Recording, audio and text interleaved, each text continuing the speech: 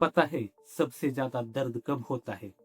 तब नहीं जब हम हार जाते हैं, बल्कि तब जब सालों बाद हम पीछे मुड़कर देखते हैं और खुद से कहते हैं, काश उस दिन मैंने वो रिस्क लिया होता। हम सब अपनी लाइफ में एक ऐसी जमी हुई नदी के सामने खड़े हैं जहां एक तरफ सुकून भरी पुरानी जिंदगी है और दूसरी तरफ जोखिम भरा सुनहरा भविष्य। डर सबको लगता है, पाँव सबके फिसलते हैं, लेकिन इतिहास वही रचते हैं जो गिरने के बाद बर्फ पर रेंगना सीख जाते हैं।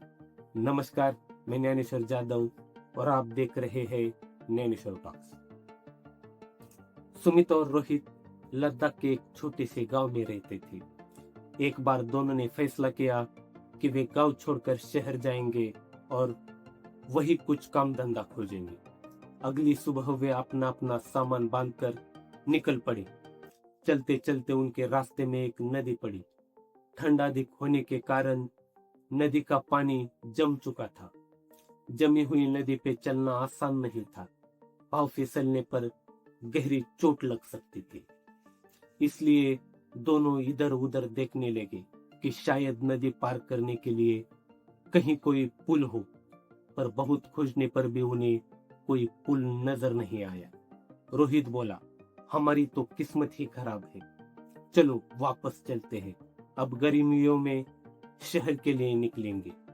नहीं, सुमित बोला, नदी पार करने के बाद शहर थोड़ी दूर पर ही है और हम अभी शहर जाएंगे। और ऐसा कहकर वो धीरे धीरे आगे बढ़ने लगा। अरे ये क्या कर रहे हो, पागल हो गए हो, गिर जाओगे, रोहित चिल्लाते हुए बोल ही रहा था कि सुमित पैर फिसलने के कारण गिर पड़ा। कहा था ना मत जाओ, रोहित चिल्लाते हुए बोला। सुमित ने कोई जवाब ही नहीं दिया और उठकर फिर आगे बढ़ने लगा। 1 2 3 4 और 5वें कदम पे वो फिर से गिर पड़ा। रोहित लगातार उसे मना करता रहा, मत जाओ, आगे मत बढ़ो, गिर जाओगे, चोट लग जाएगी। लेकिन सुमित आगे बढ़ता रहा।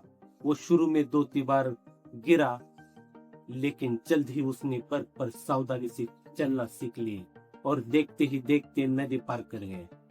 दूसरी तरफ पहुंचकर सुमित बोला, देखो मैंने नदी पार कर ली, अब तुम्हारी बारी है।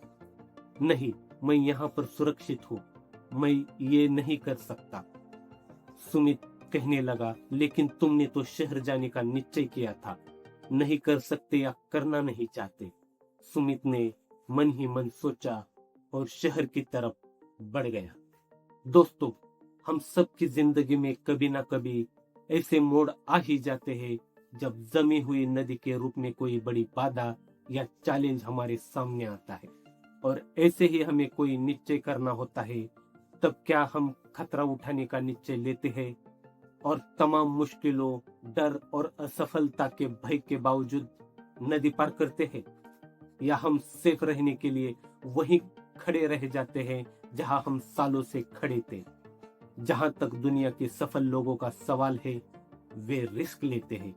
अगर आप नहीं लेते तो हो सकता है आज आप बिल्कुल सुरक्षित हो, आपके शरीर पर एक भी घाव ना हो, लेकिन जब आप अपने भीतर झोंकोगे तो आपको अपने अंदर जरूर कुछ ऐसे जख्म दिखेंगे जो आपके द्वारा अपने सपनों के लिए कोई प्रयास न करने का कारण आज भी हरे होंगे।